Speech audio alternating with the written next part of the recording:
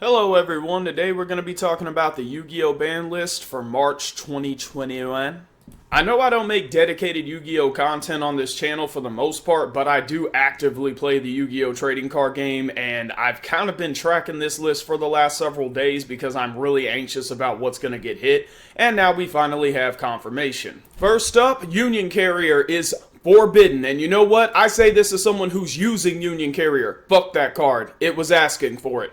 Union Carrier currently facilitates an infinite negate loop with Miss Valley Apex Avian and Miss Valley Thunderbird, which I'm using in Tri-Brigade. It's also basically Foolish Burial on legs with an extra step. This card was already really badly worded. It really needed to have an errata of some kind. It should never have existed in the first place, and I'm glad it's gone. I don't care.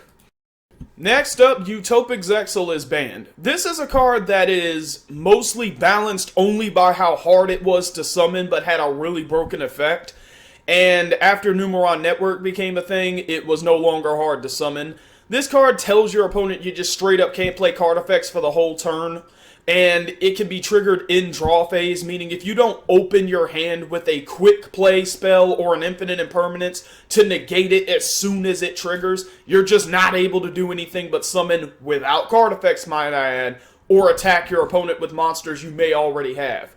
Most of the decks that play the card use it to go first and basically tell you, ha, you can't play Yu-Gi-Oh! For a whole turn, but I can. It's pretty broken. It kind of deserved it. And I play Subterrors, and I'm using the card in Subterror, and I'm just going to say straight up, yeah, it was kind of asking for it. I'm not even surprised that this happened. I'm mildly surprised, but I understand. Speaking of cards that used to be hard to summon but had really broken effects, True King of all Calamities is also banned. This is because Virtual Worlds can summon this card basically every turn on a consistent basis. With a good opening hand and no hand trap resistance, they can summon more than one of it in a turn if they need to.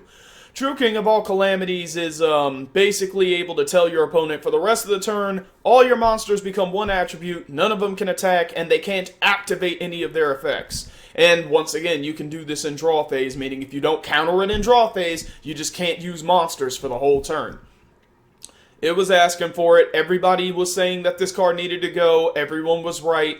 Goodbye, good riddance, don't come back. Don't let the door hit your ass on the way out, you big fucking demon dragon. Next up is the limited cards. There's only one, Cyber Angel Benten. Cyber Angel Benten does not have a hard once per turn clause, and Drytrons can trigger it multiple times a turn.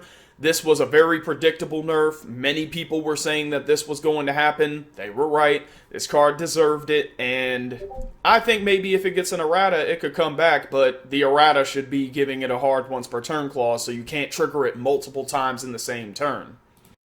There are no other limits or semi-limits, so let's get straight to the unbans. Dragon Buster has finally come off the list, because without Union Carrier, it's way harder to utilize it for the Buster lock that prevents your opponent from going into the extra deck.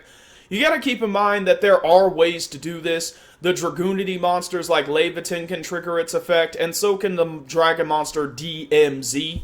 There is just one problem. You have to get Buster into the graveyard, so you have to waste a card like Ravine, Dragon Shrine, or you have to top deck Foolish Burial, which is limited, just to get this specific card in the grave.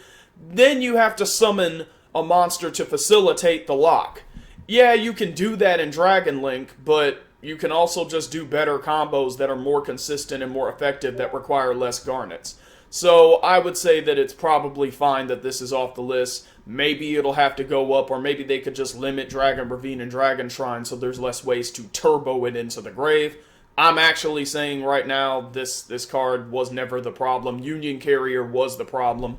So, coming off the list, we'll see what happens. Maybe Dragon Link will use it again. Maybe not. Let's find out. Firewall Dragon is also off the list, but there's a catch. For the first time ever since I can recall, Konami is doing a delayed unban. It's not actually going to be legal for play until April 14th, which is when the card is supposed to get its errata. The errata makes the card's effects both hard once per turns, and the special summon from the hand effect it has only works for Cyberse monsters. So I don't actually think it's going to be a problem when it comes off the list with that errata. So if any of you want to bring it off the list right now with the current effects, you technically cannot do that. Next off the list, Phantom Knights of Rusty Bardiche. I say this as someone playing Phantom Knight Orcus. Phantom Knights are not the threat everyone thought they were going to be with this card off the list. Even with the new support they got in Phantom Rage, they're just not that juicy. They're not powerful enough to compete with the current meta, and that's okay. Not every deck needs to be super powerful, but the fact that this card is not the threat that we thought it would be anymore warrants it coming off the list. Some of the more powerful threats in the format that cards like Rank Up Magic Quick Launch could facilitate are now banned.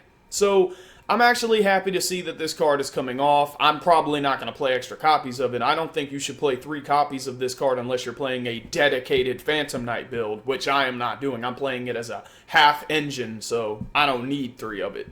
But for those of you that do like the Phantom Knight archetype, congrats, you can play 3 of this now, and it's objectively the best Phantom Knight monster. Duloran, Tiger King of the Ice Barrier, also came off the list. It got an errata in the Freezing Chain structure deck, so this was actually kind of predictable. And, I mean, if you bought the Freezing Chain structure deck at 3, congrats, you can now play 3 of the big kitty. Also, Ignister Prominence is now unbanned as well. This card hasn't been seen play in a really long time. It's a really good piece of non-target, non-destruction removal, which means it's better going second than going first. Honestly, it's a nice card to have, but it's never been an integral card for modern Pendulum decks. And since Electromite is still banned, it doesn't really matter because Pendulum decks suck right now. I hate to say this, but no, Pendulum is not best deck. We're not going to fucking go. And it's a shame, really, that anyone thought Electromite was coming off the list. I said as soon as I saw Heavy Metaphors Amalgam, oh, they're making new Metaphors monsters and they made them a new link? Oh, we're never getting Electromite back now. That's why they did that. Why did anybody think this card was going to come back? Heavy Metaphors Electromite de-incentivizes Konami to ever make link support for any other Pendulum deck, because Electromite is always better. It deserves to stay banned, and if it comes off, I will be genuinely surprised. Argent Chaos Force is also off the list. This was because there was a combo in Pendulum Magician to use Beatrice, the Lady of the Eternal, to send it to the grave on purpose, use the effect of Argent Chaos Force to pick itself up, then play it on Beatrice to summon Utopic Zexel. And Utopic Zexel's banned, so this card's no longer a problem. In fact, the only reason it was ever a problem was because of Utopic Zexel. Totally makes sense for it to go back to 3. Somebody will figure out a broken combo to do with it, but it's not going to be Utopic Zexel, so who really cares? And last but not least, True King's return is now off the list. It was semi-last list. It didn't do anything. True King's not going to do anything, and True Draco's not going to do anything because Percy Miller, also known as Masterpiece, is still banned, and it should be. Dragonic Diagrams at 1, and Card of Demise is at 1. True Draco isn't the stun deck it used to be. There's just way better variants of Mystic Mind that do the same thing way faster and way more consistently. I don't think that this coming off the list even matters, and I think everyone saw that coming, to be honest.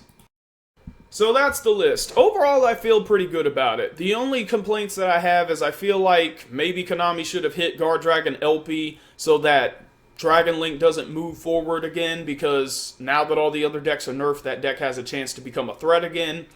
Also, I'm kind of surprised, I'm not mad about this, but surprised, Eldritch didn't get touched at all by this entire list. That genuinely surprised me, that the entire list, nothing happened to that deck despite it being consistently in the foreground of the meta since its entry. It has received no direct nerfs whatsoever. I'm also kind of surprised that Red Eyes Dark Dragoon wasn't considered a threat by Konami. Now, I will admit, in a vacuum, Red Eyes Dark Dragoon is a manageable threat, but the problem is that it's almost never in a vacuum. It's usually accompanied by other cards and control decks, which is what makes it such an imposing threat when it is played in the competitive scene. Because you're never just dealing with Dragoon. You're dealing with Dragoon and other stuff. Overall, I still say that this list is pretty good. And I'm kind of excited to see where the format goes from here. I'm also not surprised that anything from the Eternal format didn't come down. I know that a lot of people liked Eternal format, but none of that's ever going to come back, at least for another couple of years, probably. And, of course, the Maximum Roaches remains banned. To all of you that have been arguing Maximum Roaches needs to come off the list, stop being stupid. No, it shouldn't. The only way that card's ever going to come off the list is if we get Cross-Out Designator, and even then, we're probably still not going to get it. If you hate combo decks so much, Invest in a playset and a Biru, some Dark Ruler No Mores, which are now a lot more affordable than they've ever been, and just play some Lava Golems, Kaijus, and/or Sphere Mode Ross. If you hate combo decks, play anti-meta against combo decks. There's plenty of it to choose from. Thanks for watching. Give me some feedback, and have a good one. People really think Max C coming off a list is going to hurt combo decks. There are combo decks in OCG right now, and they have Max C at 3. Combo decks don't stop existing because Max C exists. They just change how to do their combos. It's still going to be a thing. These people are dumb.